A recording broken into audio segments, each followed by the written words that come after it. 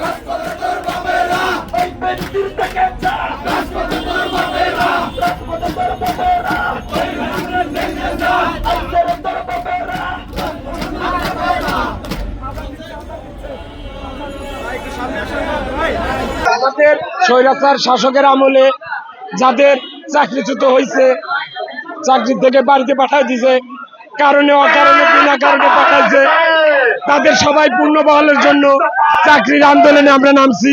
একটাই দাবি, সবার নির্বাহী আদেশে চাকরিতে পূর্ণ বহাল করা হোক ভাই, এটাই দাবি আমার, আর কোনো দাবি নাই ভাই। ভাই আমার গেছিল 21 সালে ভাই, 21 সালে ভাই ডপ টেস্ট,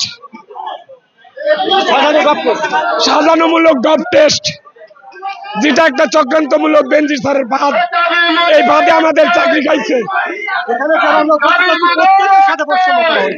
আমরা এখানে যারা উপস্থিত আছি প্রত্যেকের সাথে বৈষম্য করা হয়েছে, তাদেরকে বিনা কারণে বিনা অপরাধের চাকরিচ্যুত করেছে, আবার ছোট ছোট অপরাধকে বড় করে দেখিয়ে এদের প্রত্যেকের সাথে আমাদের প্রত্যেকের সাথে বৈষম্য করা হয়েছে। আমরা বিভিন্ন সময় বিভিন্ন রকমের জানা হচ্ছে যে তাদেরকে অবৈধ আদেশ না মানার কারণে হযরত ইব্রাহিম আলাইহিসসালামকে জাতির পিতা বলায়, মাথায় একটা ক্যাপ না থাকায়, একটা সত্য কথা প্রকাশ করায়, এরকম আমাদের প্রত্যেকের সাথে বৈষম্য করা হয়েছে। ছোট ছোট অন্যায়কে বড় করে দেখিয়ে তারা আমাদের প্রত্যেকের সাথে বৈষম্য করেছে। আপনারা যাতে জাতির বিবেক, আপনাদের মাধ্যমে আমরা একটা ন্যায্য বিচার চাই, আমরা যাতে আমাদের সাধারণ পুলিশ সদস্যরা যাতে এই চাকরিটা ফিরে পাই, আমরা জোর আবেদন জানাই।